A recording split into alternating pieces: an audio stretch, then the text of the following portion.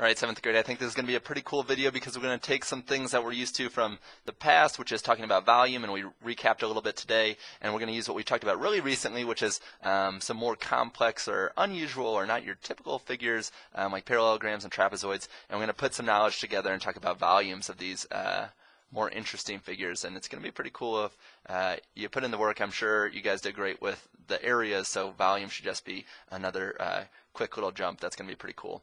So what is important to know about the volume? When we're calculating volume, well, it's based on the area of the main face, of the main surface. And what do I mean by that? Well, the easiest way to describe that is it's based on the area of the front face. So if you just have a rectangle, we can talk about calculating the area of that pretty easily. You would say, well, this is 5 units high and it's 3 units wide. I know that the base times height of any parallelogram or any rectangle will give me the area, and so we can say this is 15 square units, and that kind of made sense. Why is it square units for area? Because it's a two-dimensional shape, so we need to cover it with a two-dimensional unit, which are square units.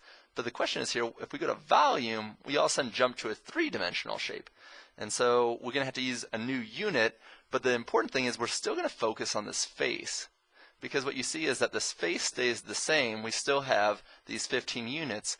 Even when I extend it back, we're now using cubes, but the number of cubes in each layer is still the same as the number of cubes on that front face. So what we're going to do is we're just going to practice using what we already know about calculating the area of the front, the shape that's on the front, and then we need to say, okay, this is a layer of 15 not square units, but now 15 cubic units. They're little cubes to fill up a three-dimensional space. We need a three-dimensional unit.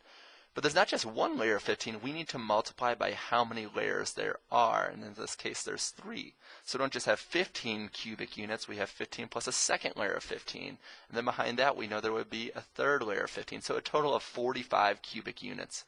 And again, the easy way to do that would be to take this front area and then multiply by how many layers, or just multiply by what we call the depth. So that was a whole lot of explanation. I'm bringing up these older figures to make sure that we still remember that we can calculate these areas. And now it looks like these formulas here look kind of complicated, but what you'll notice is that for a parallelogram, it's just our area formula, base times height, find the front face, and then multiply by the depth. For our volume of a triangle, it's just the area of a triangle formula, and then multiply by the depth. For the volume of a trapezoid, it's just our area of a trapezoid, but then we multiply by the depth. So we're finding that front layer, and then we're multiplying by however many layers it extends back. The other two notes you need to have is that volume is measured in cubic units. Hopefully that picture helps make sense of it. We're measuring a three-dimensional measurement. How much space can it take up in 3 dimensions? So we need a three-dimensional measurement, or three-dimensional unit, like cubic feet or cubic meters, or something that's just 1 meter by 1 meter by 1 meter, a cube that's made of 1 meter on each side. Volume can also be calculated by finding the area of the face and then multiplying by the depth of the object. That's what we already talked about a little bit. Let's see what it looks like when we actually practice. And so if we're trying to find the volume, well, I know that I'm just going to find the volume of that front area of that front face and then multiply by the depth. And so what's this front face? It's a parallelogram. And so we know that the area of a parallelogram is equal to the base times the height. So what I know about this is I know that the volume of a parallelogram prism, and that's what we call these, if it's a shape on the front face or on a face that's just extended straight back at a perpendicular, we call it just a prism. So we have the volume of this parallelogram prism is going to be the area, the base times the height, and again, like always, we're just multiplying by the depth.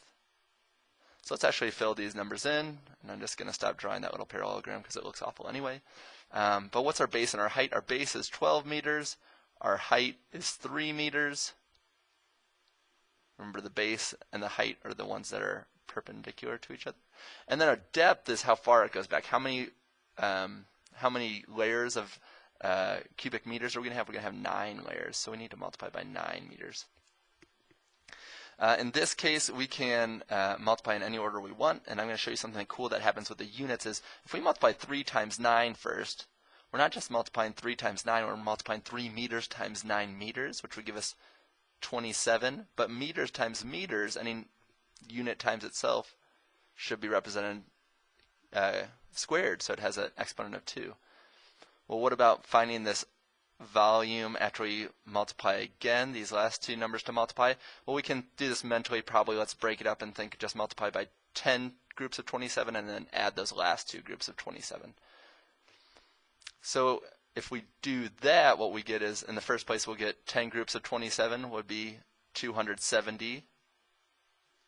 And then meters times meters squared would be not just 2 meters being multiplied, but 3. So now that's again why we have meters cubed. It kind of makes sense that way too. Now we need 2 more groups of 27, so if you just double it, you would get 54 meters cubed. And then if we just add those together, we can get our final answer. We can do that mentally, which would be 324 meters cubed. So hopefully that makes sense. Again, we just found the area of the space and then extended it by however many layers we're going to have going backwards, and that works pretty well. Let's see another problem. This one says, find the volume of a triangular prism with a base of 6 feet, a height of 16 feet, other sides of 22 feet and 25 feet, and a depth of 4 feet. Well, that's just a lot. So let's just think about what are they asking about. They're just asking about a triangular prism. And so we've talked about with whatever it is, we're just going to take the triangle to start. So the volume of this triangular prism is going to be equal to the area of a triangle, which we know is 1/2 the base times the height. And then we also need to multiply by the depth because we're finding the prism. We're finding the whole volume. Volume in this case will be 1/2 times what's our base? They said it's 6 feet. I'm not going to include units at the end because I know a lot of you don't.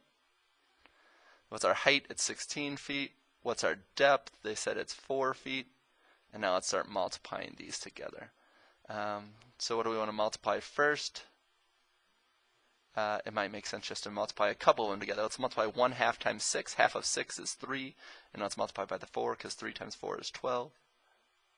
This is the commutative property of multiplication. And then we still need to multiply by the 16. We could do it mentally the same way, but instead of doing it in 2 steps, I'm just going to talk you through it. We'll do it in 1. So 10 groups of 16 would be 160, but 2 more groups of 16, well, 16 and 16 is 32. So 116 plus those other 2 groups of 30, or a total of 32 would be 192. 192 what? That's what we need to ask ourselves. And then we need to know, okay, I need the units, which are feet, and it's a volume, so they have to be cubic. And we've already discussed why that makes sense. Let's do one more together, and then I'll let you loose on your own. Find the volume of a cylindrical Pringles can with a cap radius of 6 centimeters and a height of 40 centimeters. So this one isn't going to be accurate to our description, obviously, because if this is 6 centimeters, then that height probably isn't 20, but we're gonna go with it. Now, we didn't get a formula for this. I didn't give you a formula to start. What are we going to do? Well, I'll tell you what we're going to do. We're just going to use the same idea. So I didn't have to give it to you. What we can do is we can say, okay, the volume of, and this would be kind of like a circular prism, is going to be equal to the area of a circle times the depth. Well, what's the area of the circle? We do know that. We do know that the area of a circle is equal to pi times r squared. Pi times the radius squared, and we still need to multiply it by the depth. Okay, so what are we going to get here? Well, pi, let's estimate as, I haven't thought about what's going to be good. Let's just use 3.14. Again, that's an estimate. So what we can really use is squiggly equal sign because it's not exact. What's r squared? Well, our cap radius is 6. So 6 squared, we can do that mentally. We'll do it right now. It's going to be 36. Now we still need to multiply by the depth, which is 40. Don't be confused that they call it a height, but we just have to think about how far is this area extended, and it's extended 20 centimeters.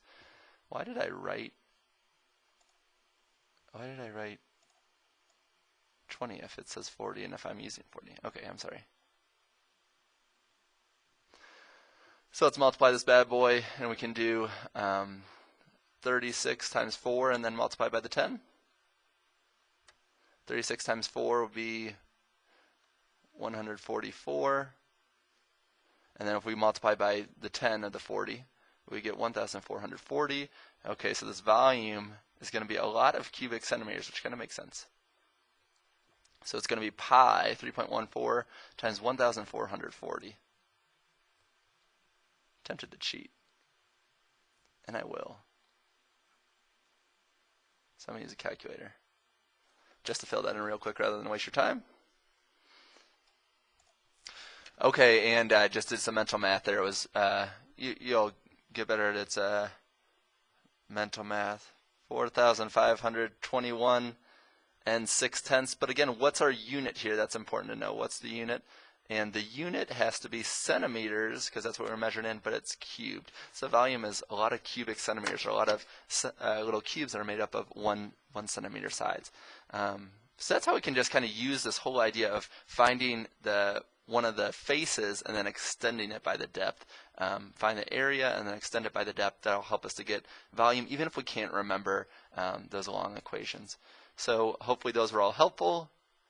And check my work. You guys should work that one out rather than just believing me, and then get to work on these. A parallelogram prism has a base of 9 feet and a height of 2.5 feet. Its depth is 10 feet. What is its volume?